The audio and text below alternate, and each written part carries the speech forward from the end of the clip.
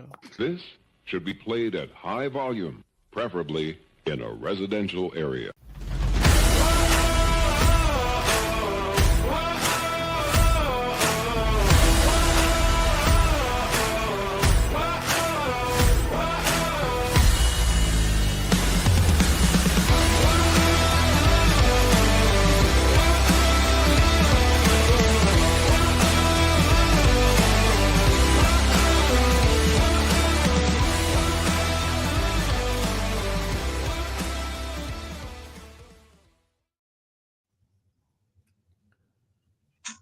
Ladies and gentlemen, welcome into Fourth and Frames, where tonight we are breaking down our plays and fades for Week 12. And if you're joining us live on YouTube, we'll be answering your questions as well. I'm Rhett here with the co-hosts, Nate Markham and Aiden Weingartner. And also, if you are watching us on YouTube and want to support our content, the best thing you can do is like and then subscribe to the Fantasy and Friends YouTube channel to catch any time a new podcast or short form drops from us. And you can also search for all the podcasts here at Fantasy and Friends by name on your preferred podcast platform. For us, make sure to subscribe to the Fourth and Friends podcast and lock in at fantasyandfriends.com for the latest weekly rankings for both redraft and IDP, as well as our staff dynasty rankings and all of our latest articles. I had plays and fades dropped today according to Jorge, but you know what? It's been a little minute since the little brother of the show, Mr. Aiden Weingartner, has been in the building with us.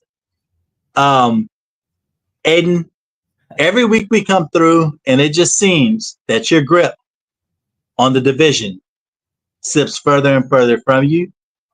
We're not here to talk about that. We're here to talk about you and how you doing tonight, bud.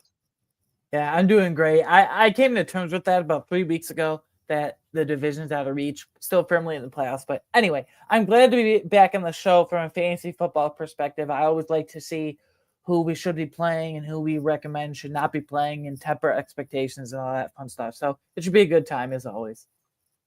Always is. And Nate, how are you, my friend? I'm doing good. And, Aiden, you did touch on one point that I feel like we always try to make abundantly clear is while these may be smash and pass, they're not always, 100% pass or 100% you have to put them in your lineup.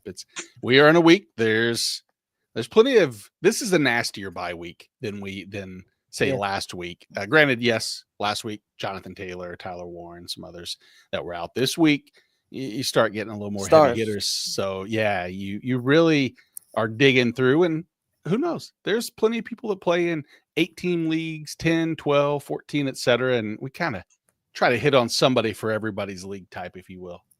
Yeah. A little something for everybody. That's what we're here to do. We're here to give you guys those smash and pass plays for Week 12. But before we do that, let's recap Week 11 for accountability purposes. Nate, solid week last week. You went 2 for 4 and you have a 48% hit rate on the season.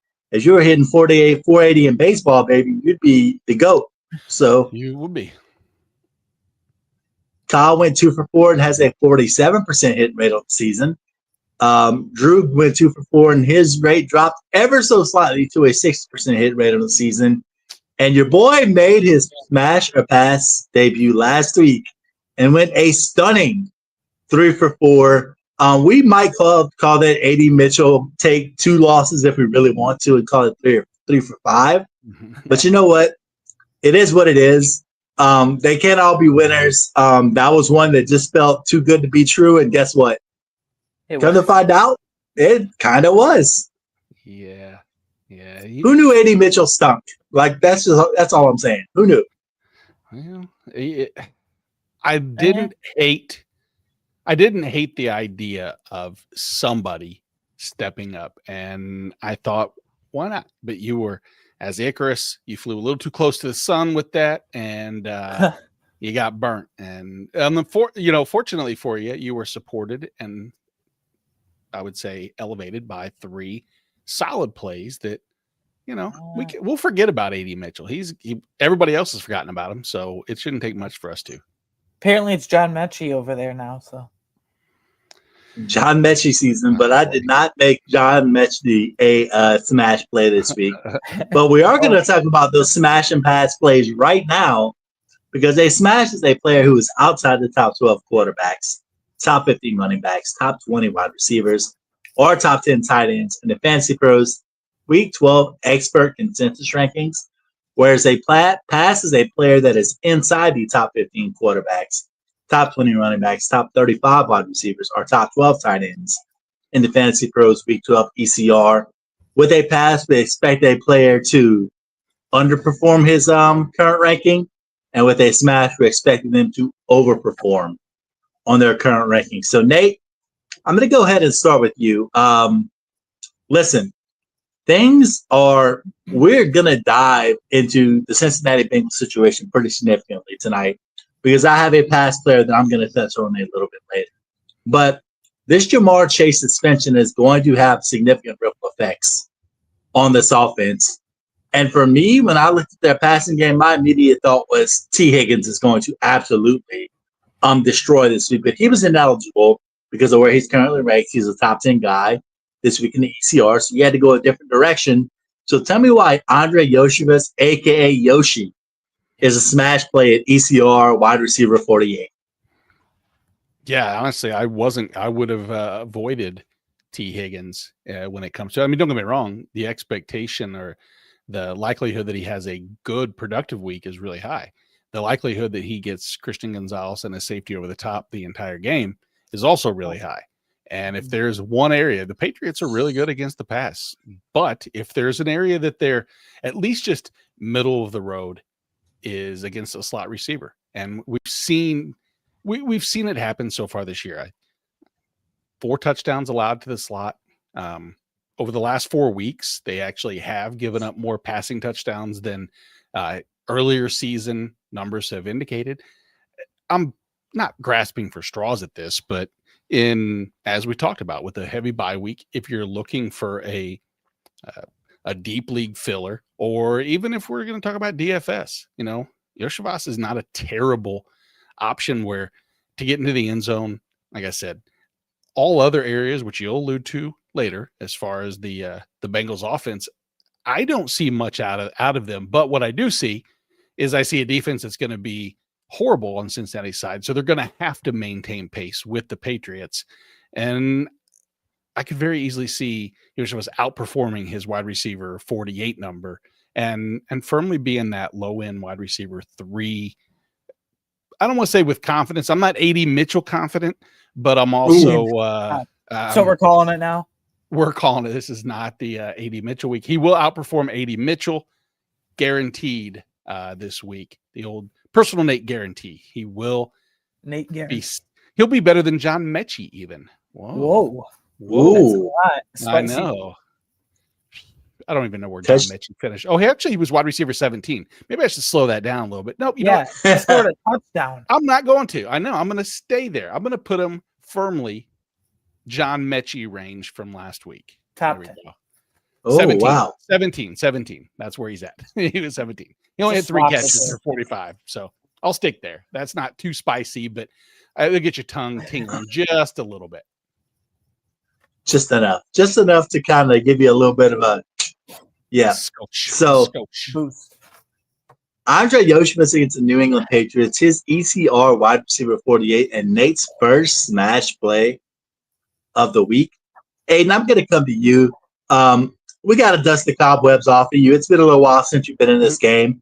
But you're coming in hot, my friend, because Josh Jacobs expected to miss some time. And so there's been a little bit of a carousel of the running back 2 position for the Green Bay Packers. But last couple of weeks, they've settled on Emmanuel Wilson, and he's playing the Minnesota Vikings. He is the ECR running back 22, which for my personal taste is a bit rich considering who Emmanuel Wilson is. But tell me why you think he's going to smash this week. Well, Rhett, you said it. Josh Jacobs probably will miss a few weeks. It's being reported that he suffered a low end, but still nonetheless a low end PCL sprain. And Matt LaFleur plays games of, I'm not officially ruling him out for Sunday. Come on. He's going to miss at least 2 or 3 weeks if it's a PCL sprain, even lower grade than some other players, whatever. The reason I pick Emmanuel Wilson here, I really like the matchup, and that might surprise you because early in the season, the Vikings run defense it was a terrible matchup for opposing running backs in fantasy.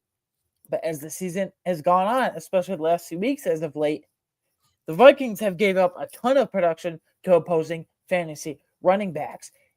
And if you look at the Packers passing game here, I don't know if Emmanuel Wilson is a good pass catcher or not, because obviously when Jacobs is healthy, he doesn't really get much work, maybe to close out games and stuff. But Jordan Love in this play calling in Green Bay from Matt LaFleur and company, for whatever reason, has been very underwhelming and disappointing over the last few weeks. Very lackluster, boring games, if you will, when they play.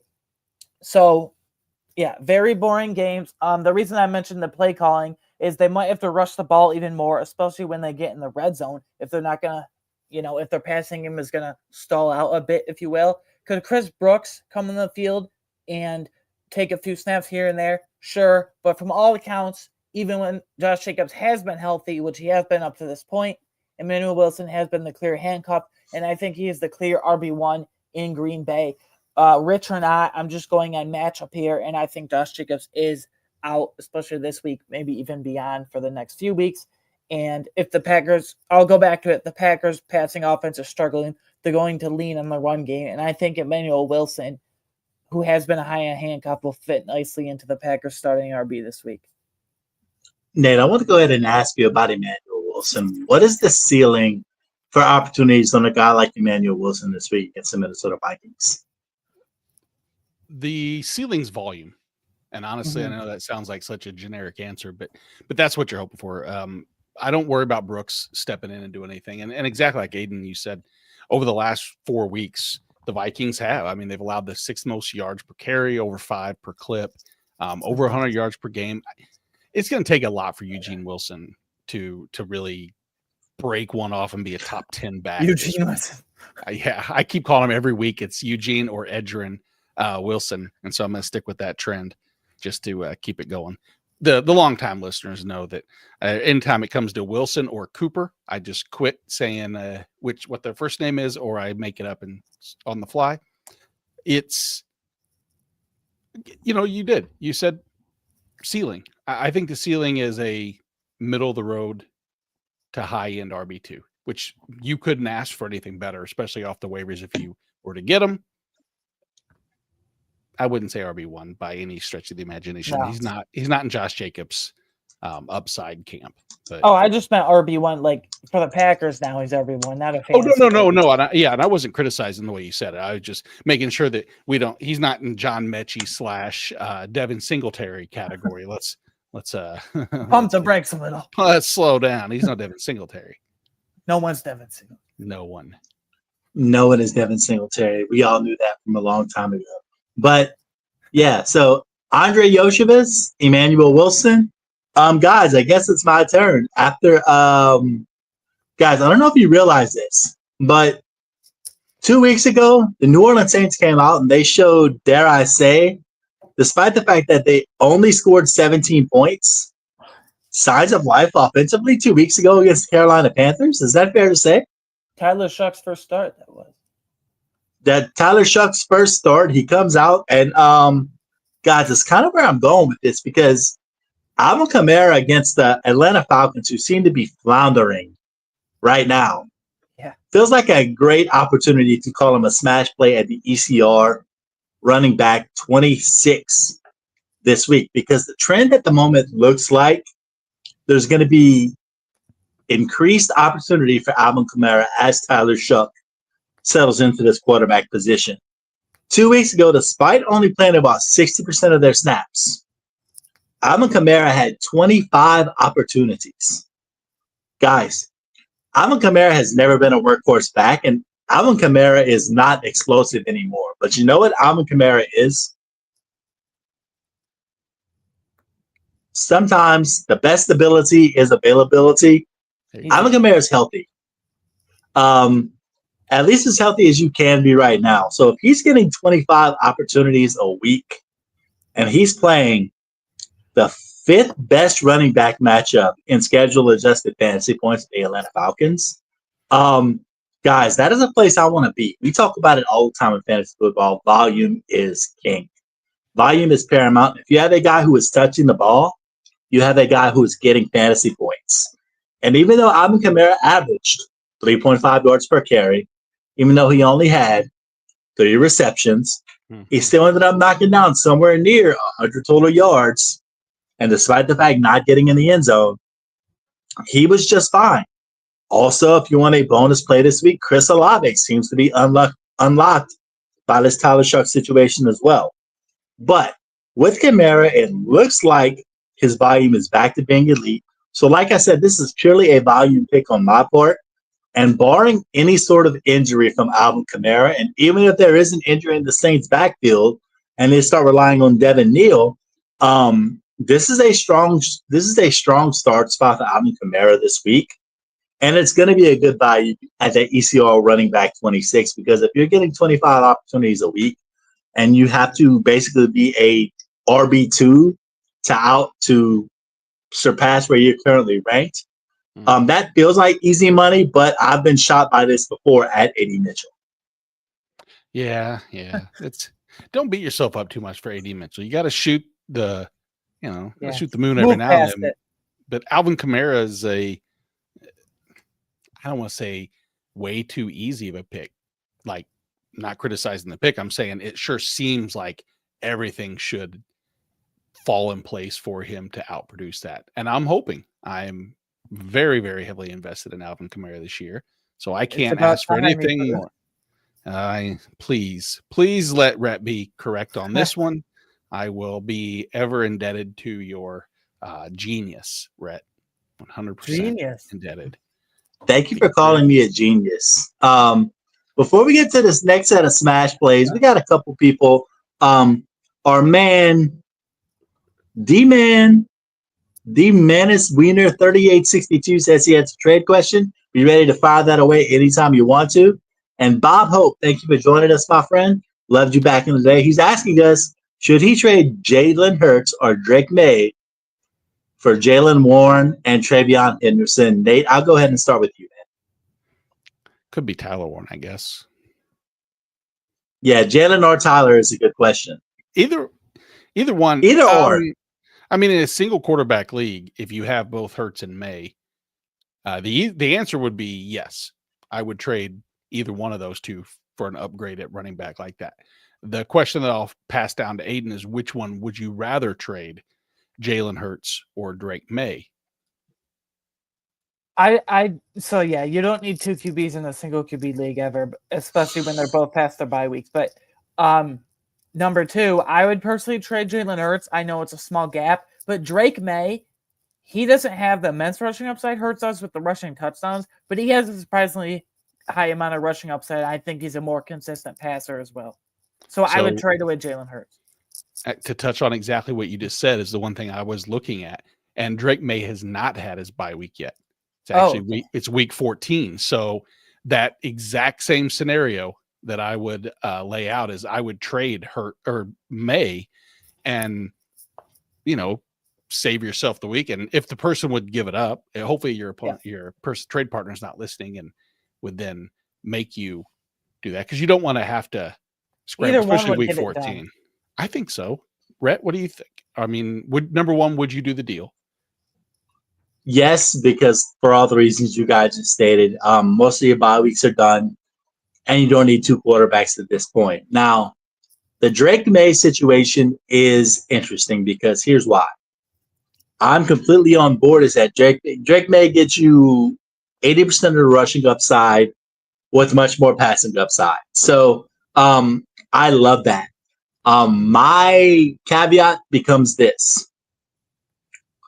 If you need to stream a quarterback at that time, it's probably in the heart of the fantasy playoffs. That's where it feels risky for me. As much as I prefer Drake May, I think he's the one you probably deal right now, strictly for the construction of your roster in the big picture. Because if you're in the hunt for a championship, you're in contention, the last thing you want to do is be having to look and stream a Jacoby Brissett on the 1 week where he happens to have an off week, or have to go with somebody like a JJ McCarthy or whatever the heck it is. You don't want to get caught, for lack of a better way of putting it, with your pants down right around playoff time. So if there's one you're going to trade, yes, I do the deal, and May's probably the one I do. Yeah, at this point, go ahead. No, after you, please. Okay. At this point in the season, you got to your point. You got to look ahead at future schedule down the road and bye weeks with the Patriots haven't had yet. Right. Yep. And I also have to wonder is if you're looking to acquire 2 running backs or an elite level tight end and running back, does that mean that there's weakness at those positions? And if so, my guess is this is not a 9-2 team that could afford to coast through week 14. Chances are it's a middle of the road team that's going to need the victory. So that even further Even more points out why the bye week. But I do want to pop this on here for the initial one, which is Demonini's Wiener question in this trade. He has Josh Allen, Chase Brown, Hendo, Jamar Chase, CeeDee Lamb, Aranda Godson. Gee, many Christmas, Marvin. what a team! Marvin, J-Mo, Debo got offered. So he got offered Bowers and Pittman for CeeDee. No. 10-man half point PPR. He's 5-6. Oh boy. I don't know if I would. CD is by far the best player in that deal. I'm taking CD. But he has CD. That's what I'm saying. Yeah. No, I would. Yeah. Even though I think Bowers over Gadsden is definitely an upgrade. Pittman is not an upgrade in my eyes over J-Mo. It's the same. Same as Debo and Marv. Debo's I feel like Debo's on a regression with that offense. Yeah. What were you gonna say? Listen, here's where I am on this. You have a team that has 4 Infinity Stones. Yeah. Josh Allen. Yeah. Chase Brown, potentially. Jamar Chase, CeeDee Lamb. You are stocked to the brim with depth at wide receiver when you consider you also have Marv, J-Mo, and Debo Samuel. Mm-hmm. I am one of these people that firmly believes that if you have the best room at any position in your league, particularly if it's running back or wide receiver, I don't compromise that because it just gives you that much more options at the flex positions. Don't mix it up. Brock Bowers, despite the fact that he has the name value, did some research for plays and fades this week, and over the past 3 weeks, Brock Bowers has had 1 incredible week, 1 terrible week, and 1 so-so week. So you know what that tells me right now? That tells me that the Geno Smith effect is real. Yeah. And if you have a team that can possibly make a run, despite the fact that you're 5-6, and I don't care what your record says, you have the roster to make a run right here. I'd rather have the tight end who's attached to a good quarterback with upside in Aranda Gadsden than the upside tight end who also has a very solid floor with a bad quarterback. And CeeDee Lamb. And plus CeeDee Lamb, of course. Yeah. Yeah, I don't mess with it because you know what would also happen, exactly like you said, when you have the flex decisions, at some point every week you're going to have to come up with in that decision between, do I start Pittman, J-Mo, Marv, Debo, because someone's going to have a great matchup, someone's going to have a bad matchup, and I hate that scenario every week when everybody's kind of on the same. I'd rather have the guaranteed. I'd rather have to worry about your number 3 wide receiver. Got to bench somebody really good. So yeah. Andre Yoshivas is a great number. Is a great flex option. Wide receiver 17. The 17 exactly. That seems pretty solid. I think that's what you should do. But all right, quick starter said no analysis here. Klein Claudia asked 6-point quarterback touchdown, Josh Allen or Drake May. Aiden? Josh Allen's Josh Allen, but he's got a much tougher matchup than Drake May. This sounds crazy, but I'd go Drake May. I have them. I have Drake May. I'm looking. I have him 2 spots higher as my overall QB1 this week, so Drake May. Yeah, I actually do as well. I have May as one. The matchup is so good against Cincinnati, but the matchup is so bad. And you know what? I hate Thursday night games sometimes. I love having prime time. Yeah. They are always weird. On the road, even granted Drake May's on the road too. It is. I think Drake May, the Bengals seem like an easy answer every time. Rhett, are you going to make it consensus or are you going to 3-0? No, I'm with y'all on Drake in this situation. Yep.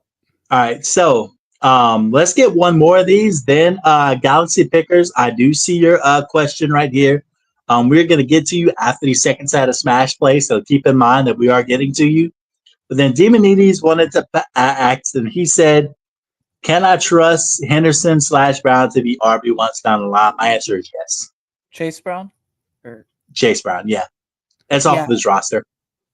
absolutely. I don't think when Ramondre comes back, I don't know how Mike Vrabel, whenever he does come back with the toe injury, looks at Ramondre and say, "Oh yeah, we got to make this a split Yeah. backfield again." That's not gonna happen.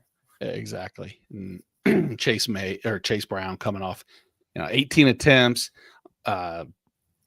Just as of the last month, he's looked so much better. The offense as a whole has supported him, and you're talking about targets where the cheat code of all fantasy, of course, is the running back that can actually, or besides the quarterback that can run, is the running back that can catch. And Chase Brown has shown that.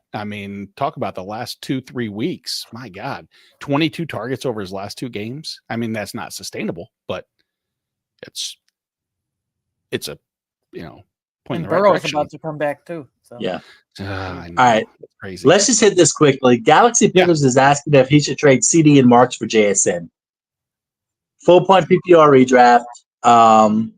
JT, Judkins, Woody Marks, RJ Harvey, Bayshaw, Tootin. No, I don't think so. I don't think he has enough depth in that running back room to make that trade.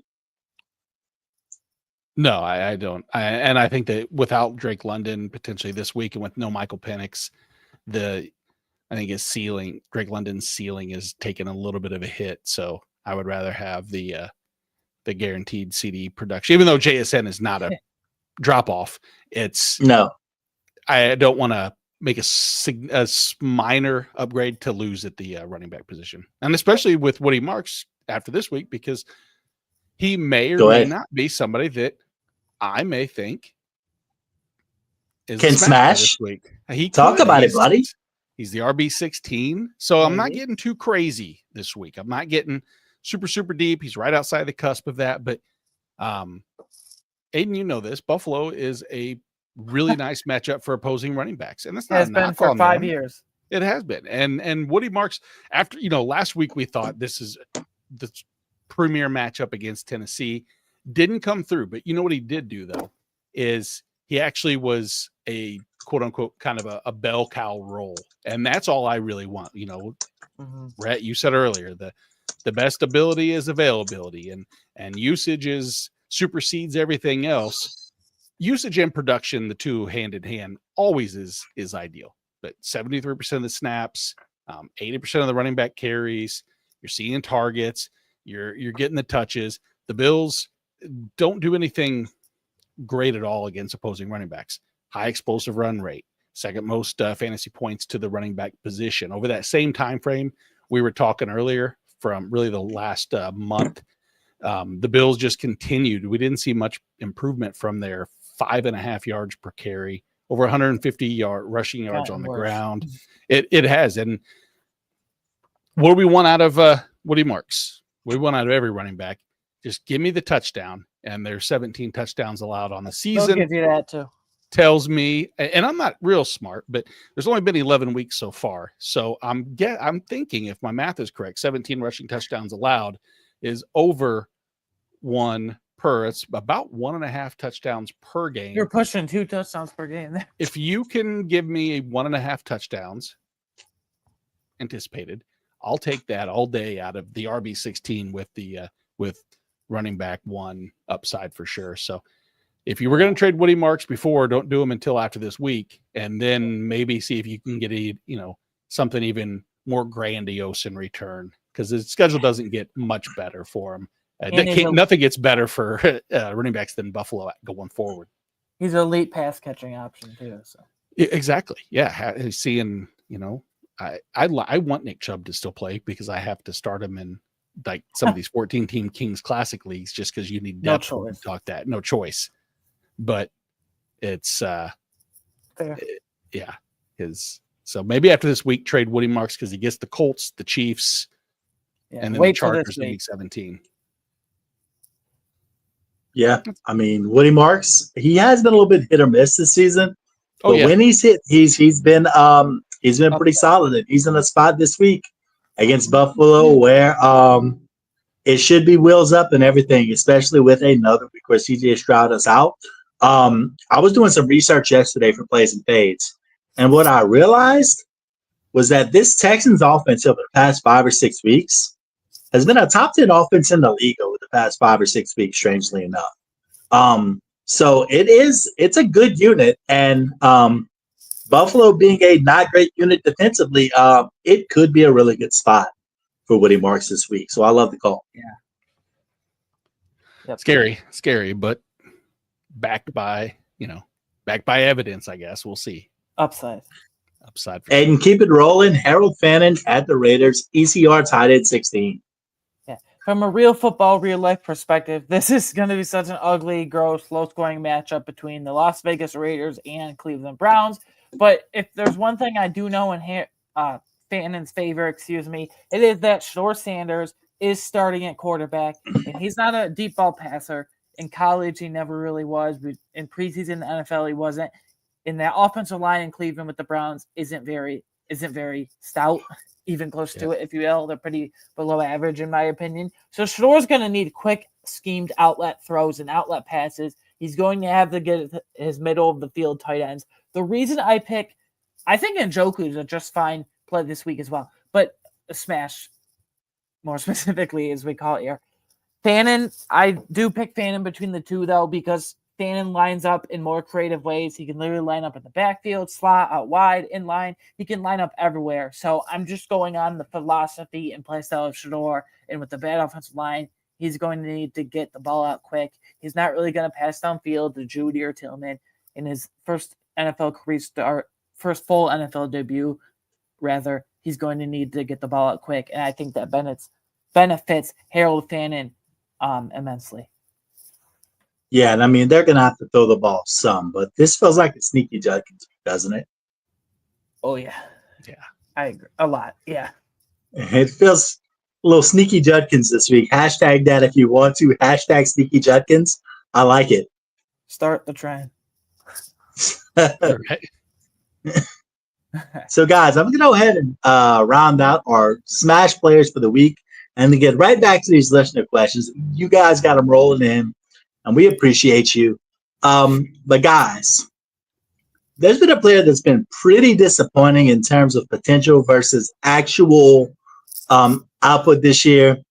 It's been DK Metcalf. Like, let's call it what it is. The Pittsburgh Steelers offense, you look at their splits, they are about as evenly distributed with their targets as you can be in the league. It's something like 43% to wide receivers, and then it's like high 20s to running backs and like 30s to tight ends. So like it's a really tight Arthur Smith. Yeah, it's an Arthur Smith offense. But with DK Metcalf playing the Chicago Bears this week, who are the second easiest passing offense when it comes to schedule adjusted fantasy points, DK is coming off of his second highest target game of the season last week, where he had 8 targets. He had a 28% target share, and he had 73% of the wide receiver targets last week.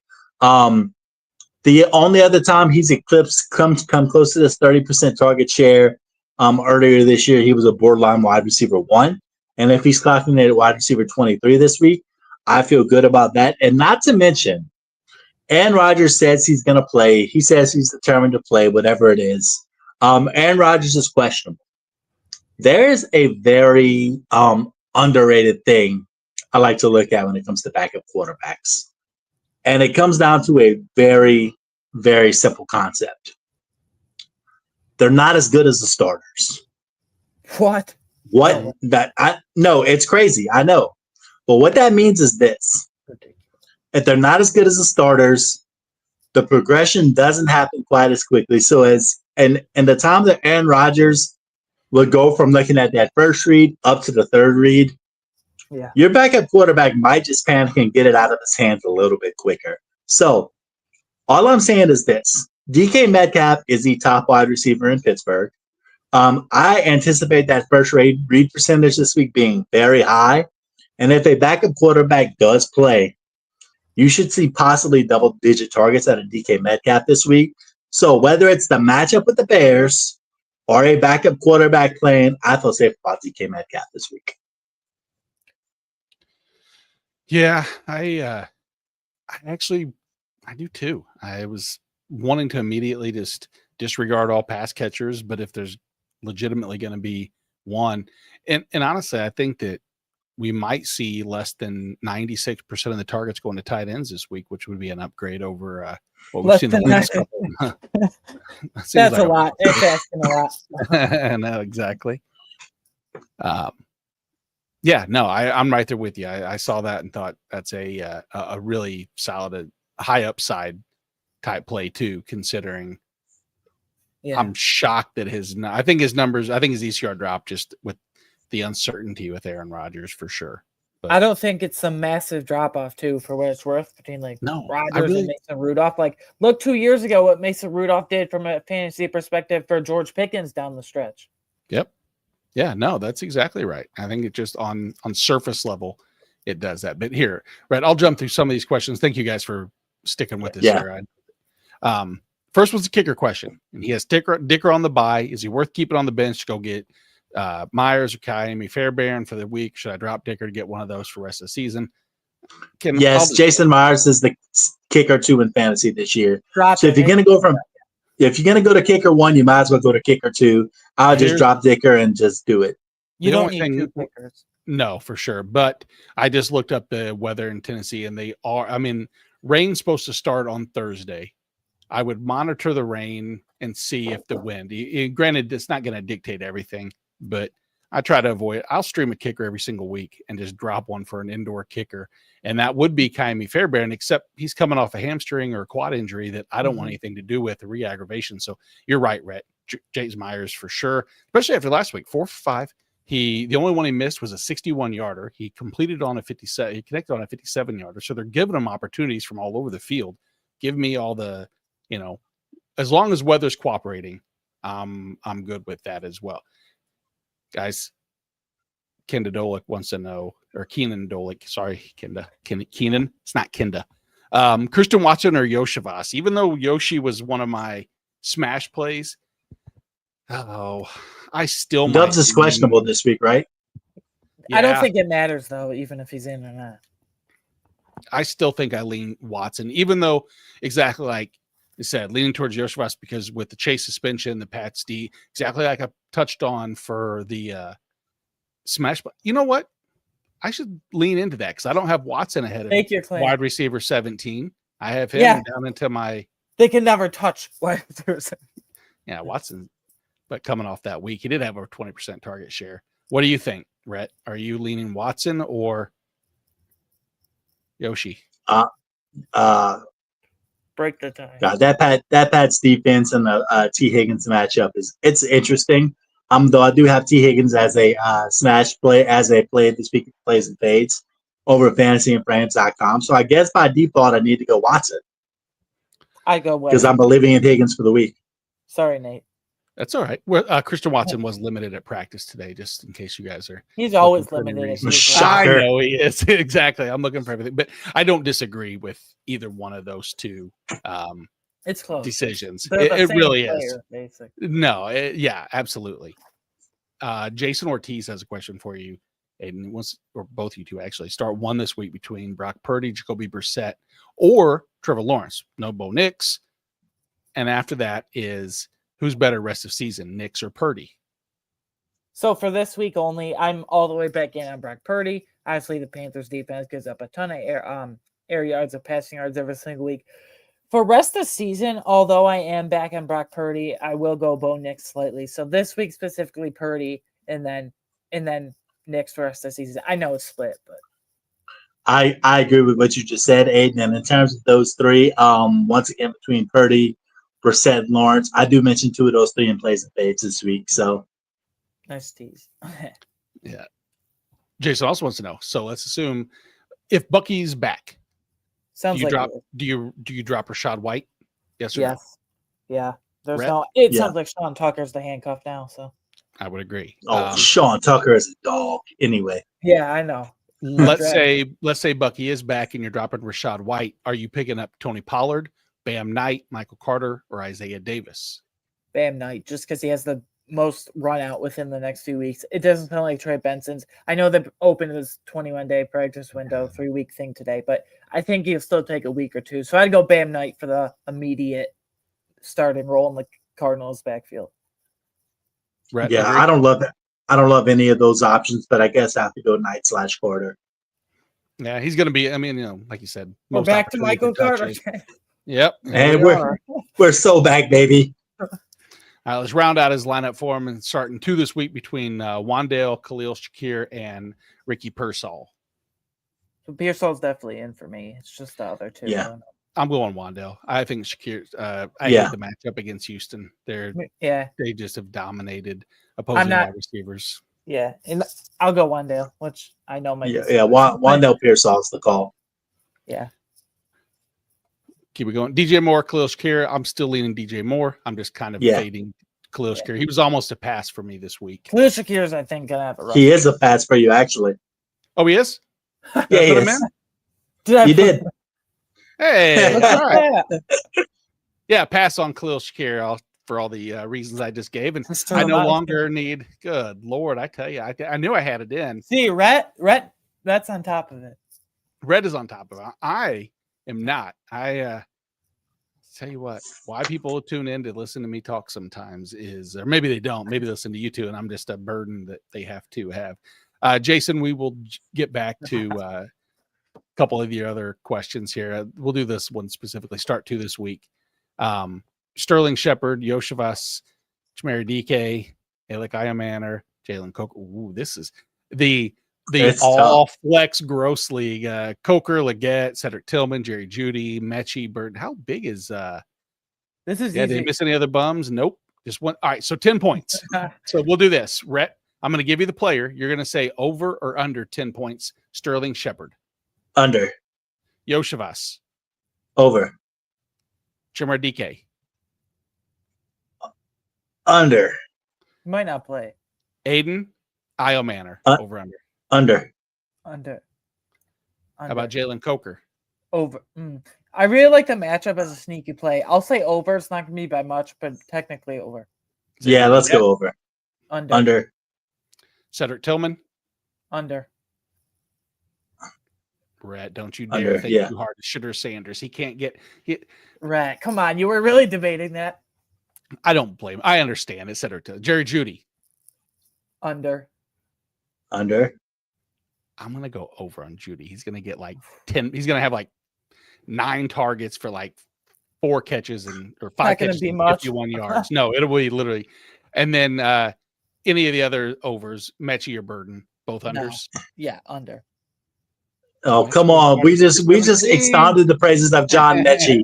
Yeah, wide receiver 17, John Mechie. They're going to use a rotation, you'd think. So I do agree with that. So, all right. I think we've agreed that it's Yoshivas and Coker. Jalen Coker. Yeah, that's what I'd go with by far. Yeah. There we go. Coker. Good little game. That was an interesting way to decide, I guess. Funsies there. It was. All right. One last, and then we'll go to your smash plays. League starts 3 wide receivers. He has JSN, CeeDee Lamb, Troy Franklin, QJ, Godwin, Reed, and you drop either QJ or Godwin to pick up another wide receiver for this week. Am I crazy to say I'd rather keep Godwin rest of season, Godwin over QJ rest of season? I don't think you're crazy to say that. You could drop Godwin for like Michael Wilson if he's out there. Yeah. I think Egbuka is like somebody's got to be the odd man out of Mike Evans and Chris Godwin. End up being healthy, and I don't think it's going to be Egbuka. I think it would end up being Godwin. I don't think Evans comes back. But. Yeah, even that being said, I still think there's always going to be an odd man out in LA, and I don't want to have to try to pick which one it's going to be week in and week out. Even though you're doing the same thing with Godwin, but you don't have to because you have JSN, Lamb, and Franklin. QJ's really slowed down the last month too. Yeah, I just wouldn't drop. I guess it says they need to drop. Pick up a wide receiver this week. Immediate help. So, boy, QJ or why Godwin? Well, Godwin's hurt and QJ's on a bye, so. Oh yeah, that's Weird. Oh, This is that. Yeah, this is a weird one. I don't know. Either is fine. Yeah, honestly, Yeah. I'm right there with Who you. cares? Like, whatever. If you don't need to keep either, fine. Right, you'll be fine. You have plenty of wide I mean, receiver you're depth. stacked at wide receiver. So. Yeah. So Let's get into these pass plays, guys. Nate, you are coming out with a bang. The Raiders have not been very good. Ashton Jeanty has been very up and down. He's got himself a heck of a matchup this week, so it makes a lot of sense to look at him as a pass play. yeah, when you're on a team that's allowing the second fewest yards before contact, going against the defense that has the highest stuff rate and one of the highest yards before, or contact at behind the line of scrimmage is what they were averaging going into like week 7. The Browns are a nasty matchup against opposing running backs, and nothing that the Raiders have done has screamed Ashton Jeanty's going to see enough volume over the course of the entire game to just, death by 1,000 cuts type scenario, which is what you would want against the Browns, is for them to stay competitive in that matchup and be able to take advantage of enough runs and enough opportunities for him to break one off. And maybe he does. That's going to be the thing that I'm going to have to deal with, is if he has the ability to break one off, and it could turn into decent RB2 production, but I still don't think he matches the output. The other concern we had is him, like last week, where Jeanty saw plenty of opportunities out of the backfield in a pass catching role, but I don't see enough pass catching role, and I don't see enough space before contact for him to really not finish at or below where he's at in ECR. This is a temper expectation. It's hard to say sit Ashton Jeanty. The would you rather game that I know that many want to play is, all right, Ashton Jeanty or Andre Yoshi.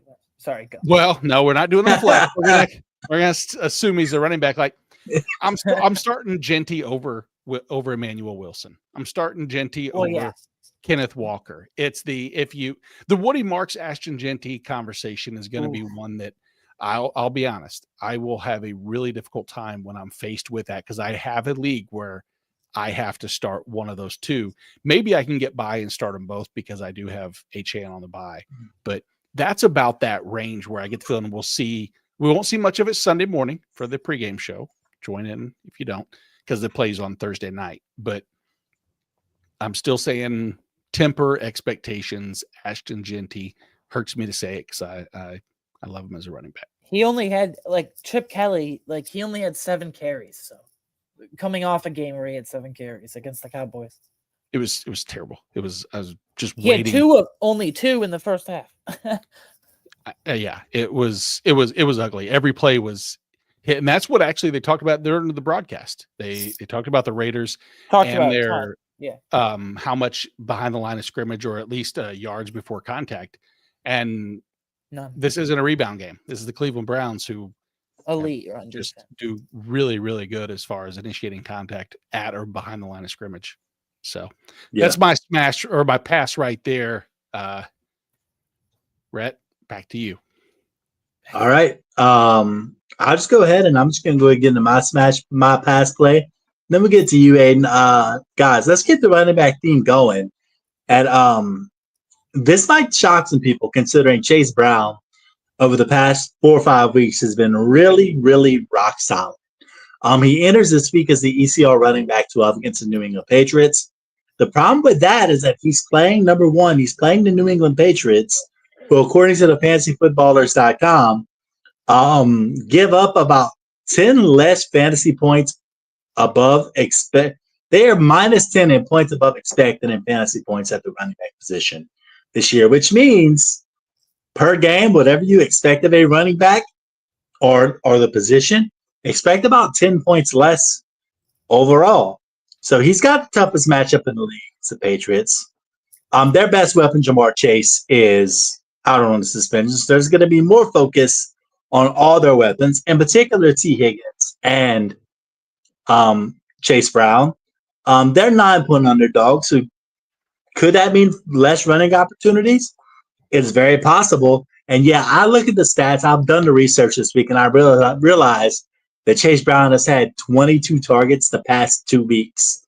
If we're being honest with ourselves, can we reasonably expect a running back to have a third consecutive week with 8 or more targets? Reasonably.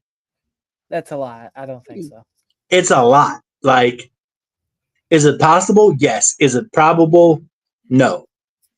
But despite the fact that his usage has been way up, it hasn't really resulted in a huge game. And if we're looking at this running back 12 threshold that Chase Brown is at this week, he's only been a running back 12 or better 2 times this season. And that's including these past 5 weeks where he's been really, really solid, including a game last week where he had, was last week the 14 target game?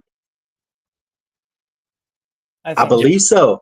Yeah, I think he had 14 targets last week and averaged 5.5 yards per carry, and ended up being a running back 1, not even like dominant.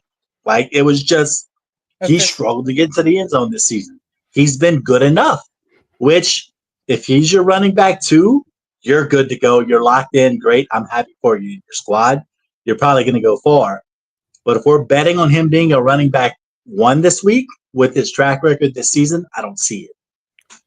Yeah, it says a lot about the Patriots defense against the opposing running backs when on the season they allow just a shade over 16 points per game. And yet they're the number 2 defense when it comes to running backs targeted out of the backfield with 74. And the reason I say it like that is because when you assume a defense against opposing running backs and you're allowing 74 targets on the season, 63 catches, only 387 yards and only 1 touchdown, all of the production that they've allowed has been through the air. And if you think that production is not likely to come again, like you said, and I would agree, I have to temper my expectations. Do we think we can get, 4 or 5 catches out of Chase Brown to support Absolutely. an RB2 week? 100%. Yep. Absolutely. I'm more than happy. I won't bench him, but like you said, if he's my RB1, I'm shooting upside at other positions much more than I am trying to play even keel. So another one of those temper your expectations one. 100%. I think it's a great call for that. Yeah, which is where we are, guys. These smash and pass plays aren't start-sit questions. They are very much, we think this player can overachieve or underachieve in this situation. And that's based off of those rankings and based off of where we are with Chase Brown. I just don't see that smash week that you would expect out of a running back 1. But moving forward, Aiden, someone who has smashed all week has been Daniel Jones. Smashed all year has been Daniel Indiana Jones, but he's got himself a tough matchup this week. It's a high over-under game. We expect a lot of points, but he's also got a pass defense that has been pretty darn good. And it's kind of one of those offenses where they're not at their best. They've kind of got the best running back in the league this season at their disposal. So it makes sense to put Daniel Jones as a bit of a pass this week, huh? Yeah, Nate, I knew you would like this one going up against the Chiefs defense, which to their credit, first 3 or 4 weeks of the season in September, early parts of October, they look very shaky, but they knocked the rust off, if you will, and they've been an elite defense ever since. I feel the numbers backed up, as Rhett just explained. And Daniel Jones, I know he has all these great weapons: Warren, Pittman, Downs, now Alec Pierce, Jonathan Taylor, who doesn't catch passes like at all in the backfield, but he's still a bell cow back nonetheless, obviously, an elite one at that.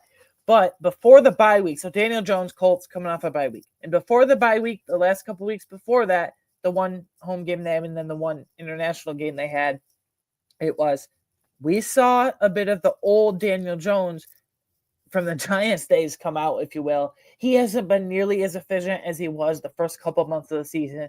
He's been showing a little some cracks in the armor, if you will. So I don't know. I'm kind of out on Daniel Jones this week. One, because I think he's had his own issues over the last few weeks as a player and dipped a little bit in terms of efficiency and fantasy output. And number two, he's going up against a really very tough Kansas City Chiefs defense. I think so. ECRs, I'm looking at QB 11 right now. Yeah, QB 11. I think personally, and when I update my rankings, I think he should be viewed as more of a mid-tier high-end QB2 more than a low-end QB1. But that's just my personal opinion going up against this elite defense.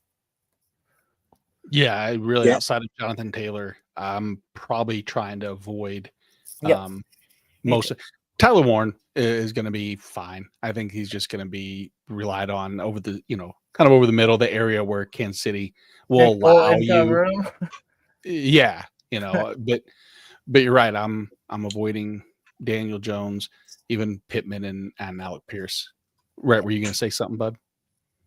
No. I was just going to say, once we got done, we've got to hit a few of these questions to get into our last set of pass plays. Perfect. Well, here, let's we'll follow up from Alec Pierce, Daniel Jones conversation. Your old friend, Rashid Shaheed, Rhett? My former flame, Rashid Shaheed. He's dead to you now. He's in Seattle. Or I don't want to talk to him ever again. I mean, guys, is it crazy? I think I'm leaning Rashid Shaheed in this scenario. Yeah. I don't think you're crazy. Right. No, I don't think you're crazy at all. I'd go Shaheed. I think he's getting acclimated.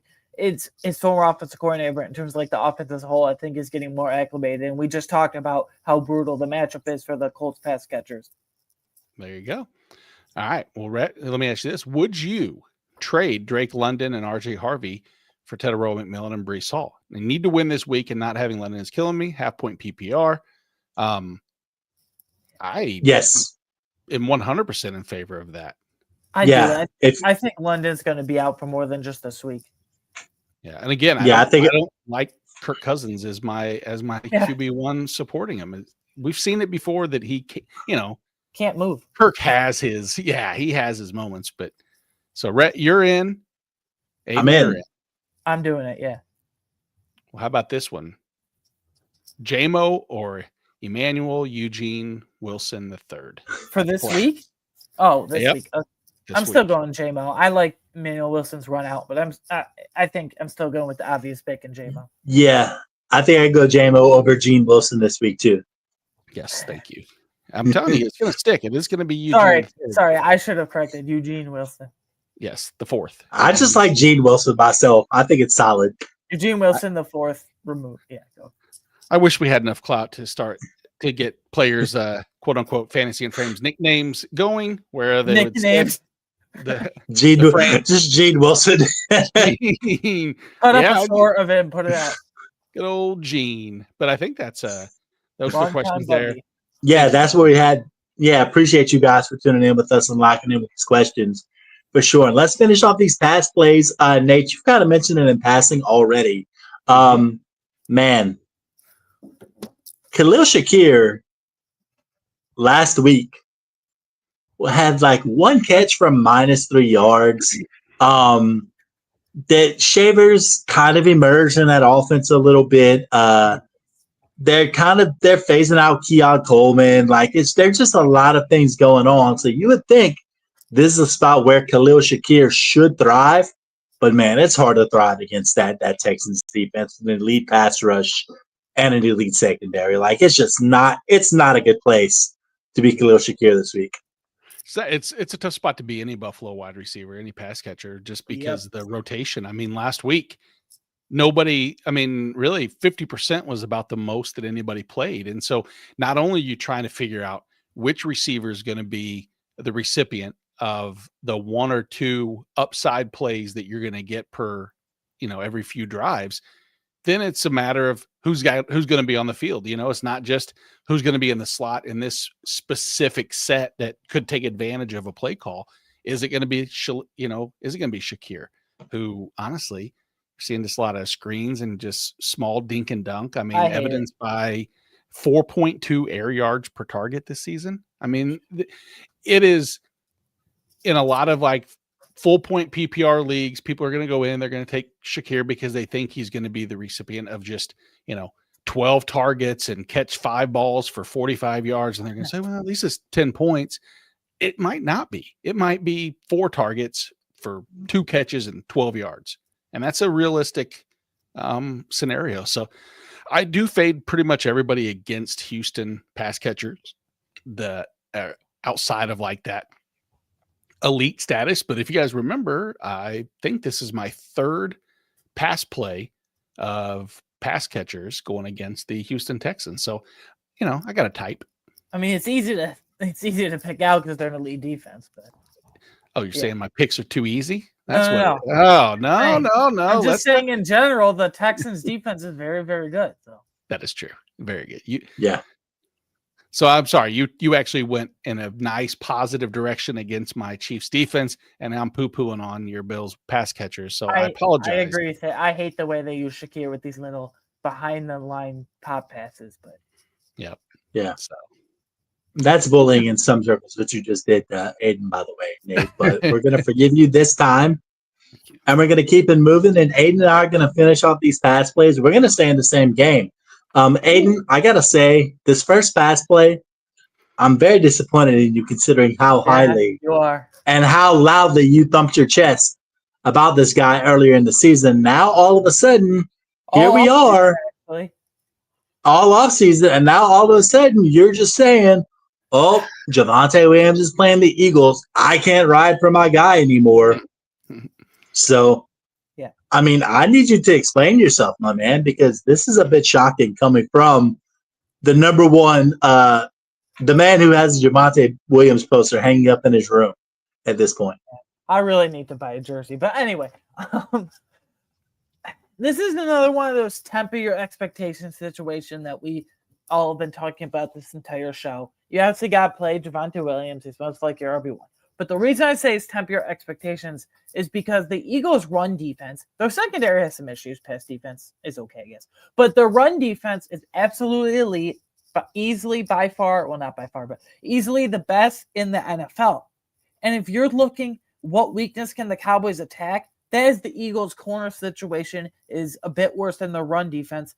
So Dak, Pickens, CeeDee Lamb, and company, I think this is gonna be a high volume passing game, a shootout, if you will. And Javonte can catch passes in the NFL in general. He did it with the Broncos a few years ago as an early rookie. But in Dallas, for whatever reason, they just don't use him that way. So he can do it, but he's not utilized that way. So I've been riding for Javonte heading into the season, this entire season. This pains me to say it because he's my guy, as you all know. Well, you do specifically, but right. Yeah, but I don't know. This Eagles run defense is elite going up against Jalen Carter and Jordan Davis and all the depth they got. So if I'm looking for maybe a running back that can cancel that out, if you will, I'd want a pass catching back, and Javonte just isn't utilized in that way for whatever reason in Dallas. And I think this is going to be a high volume passing game for both teams, but in this case, the Cowboys more specifically. Yeah, I think wasn't it week 1 when 2 touchdowns. But he was inconsistent. Who was out? Jalen Carter. Oh yeah, this is the ejection, yeah. So I mean, yeah, I see what happened week 1, 3.6 yards per attempt being about the norm. Sans and the if that touchdowns. was without Jalen Carter, then yeah, exactly. Exactly. Jalen Carter. So. Yeah, guys. And so I'm going to go ahead and stay not only within the same game, but with the same team, because we just mentioned the Dallas passing offense, and we have to read trends. And since CeeDee Lamb has come back, there's seemingly been very much an odd man out in this passing offense, a guy who early in the season was a big-time target in Jake Ferguson. Well, now that CeeDee's healthy and George Pickens is healthy, we've got to cap that Jake Ferguson ceiling from those early season heroics. And yeah, last week he was a top 12 tight end. Sure. On the surface, sure, he was a top 12 tight end, but he also caught a touchdown pass. You know what the rest of that stat line looked like last week, Abe? Not very good. 5 targets, 4 catches, 16 yards. That's inefficient as they go. That's ugly. That's disgusting. It makes me hate being Jake Ferguson in a pass catching offense. He's a low Is ADOT what it guy does. too, so. Yep. Yeah. And before last week's tight end one finish, his previous 2 weeks, Fergie Ferg was tight end 80 and tight end 26. Hold on. Did you say 80? 8-0. Oh Yeesh. my God. How That many is- play? Holy. I didn't even know it went that far. Okay. That's Yeah. deep. So yeah, he was down there. So all I'm saying is that for the rest of the season and especially this week, the Eagles are so against tight ends, but the volume is shaky. The Eagles are friendly against wide receivers, but I will concede that this is a dangerous call to say is a pass, because in terms of red zone targets, Jake Ferguson remains a Dak Prescott favorite. So He's held up by touchdowns. So. yeah, he's held up by touchdowns unconditionally. So there's a chance that he catches a touchdown this week and it completely blows this out of the water for me. But that doesn't mean we're looking at Jake Ferguson and saying, "Oh, he was a smash play" by any means. No, it just means he's earned Dak's trust in the red zone. Mm-hmm. George Pickens and CeeDee Lamb are your guys in that passing offense, and I'm expecting big weeks from especially CD this week. George Pickens could be a very good possibility, but I temper my expectations a little bit in that situation too. I agree. Yep. I'm right there with you. Here, let's All right. 2 questions real quick, guys, and then I'll let you guys roll. So first, would you trade Michael Pittman for Rico Dowdle? Yeah, I think I do it. I think they're both equal in terms of like their status at their own position, but I prefer Rico Dowdle, and I always prefer the running back to get the volume. Yeah, and I think it would be easier to replace the production, or at least an 85% of the production of Michael Pittman, than it would be to find 80% of the replacement for Rico Dowdle week in and week out. I have worries about Daniel Jones the rest of the year too. I kind of do a little bit as well. Brandon says it's the Mills Mafia versus the Bills Mafia. Oh boy. Yeah. That's a good one. I was trying to think of anything that rhymes with neck for Buffalo, but I can't think of anything. So the mock necks versus something, but I don't have it. So I'll just pass on to Kata Marie 47, which is start Wandale, Gene, or Darnell Mooney. Gee. Wandale. I think it is for me. It's probably in that order too. But Mooney's going to be the only target. But what value is that target if it's Kirk Cousins? I know They're going to run a Bijan a ton. So I think Kadarius Hodge actually puts up similar production to Mooney. Casey Washington will get in there. Gross. Yeah. What about you, Wandale or Gene? Give me Gene this week, sure. Hold on, wait. Who are the Giants facing? I can't. Detroit. Okay, I'm switching. Give me Gene. I couldn't remember the matchup. Give me Gene. Yeah. Gene. Nate, who are you there going it with? is. I'm going Gene all day long. He was my smash play, so yeah. He's got. All right, we got one more down there in full PPR. Chris Cross is asking Stafford or Lamar rest of schedule. Full PPR doesn't make a difference to me necessarily. No, it doesn't. Specific question, but hey, I will never criticize people that put more context into the questions. So, Chris, Caleb Williams caught a touchdown a few weeks ago. Remember? Yeah, exactly. That's an extra point. So, yeah, Stafford or Lamar rest of the season. It's close. I still think Lamar for me. Me too. Yeah, dude. Obviously, elite rushing upside. So, well, Rhett, take us home with some final thoughts or some reads about. I guess if we get everybody's picks right, chances are. Let's all go perfect this week, guys. Yeah. Yeah. And here's the thing: if you just go ahead and you take our picks and we all go 4 for 4 this week, then what a great place to take these picks. Then Fast Draft, where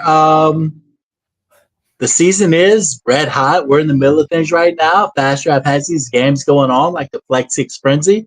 That's a 10-team, 6-round game where you pick running backs, wide receivers, or tight ends. You know, get your little Alvin Kamara action, get your little DK Metcalf action, whatever you want. You pick your best 6 in PPR. You pick Gene Wilson. Gene. And you profit for the Sunday slate. Or you go to Quick 6 Super Slam where you're picking 6 guys for the Sunday slate. No salary cap, no problem.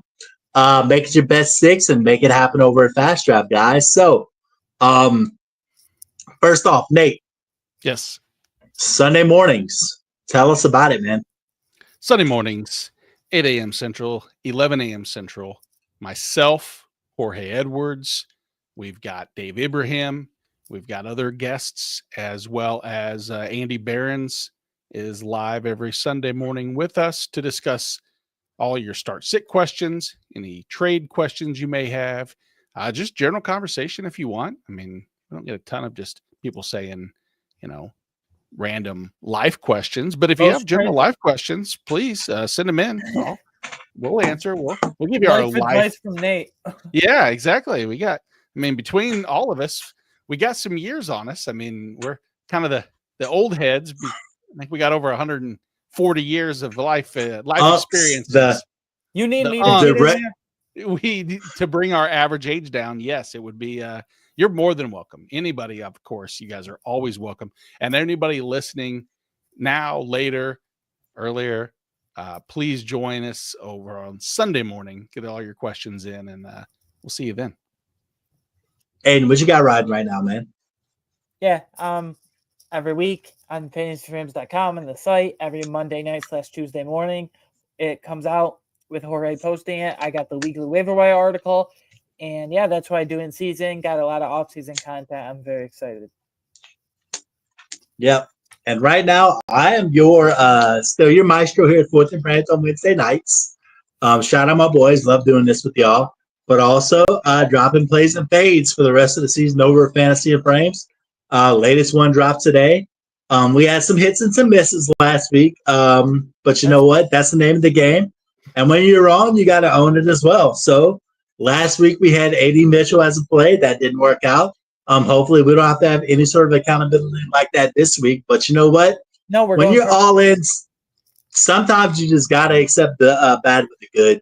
And that was a bad call. Hopefully they're better this week. But regardless of it, guys, we love spending time with you on Wednesday nights. And we want to thank you on behalf of Nate, on behalf of Aiden, on behalf of Drew, who couldn't be here tonight last minute, on behalf of Kyle, who has his annual road trip that he had to make. You can find us all on X, myself at R Manual Sports, Nate at Drew Markham, Aiden at Weingartner 13, Drew at Drew 3MR, and Kyle at KZ1180. Y'all reach out with any questions, any interactions you might have. We'll be happy to interact with you and do our thing. As for now, we're getting out of here, but we'll be back here next week to discuss our Week 13 Smash or Pass. Yep. We are Fantasy and Frames. We are Fourth and Frames on the Fantasy and Frames Network. Toodles.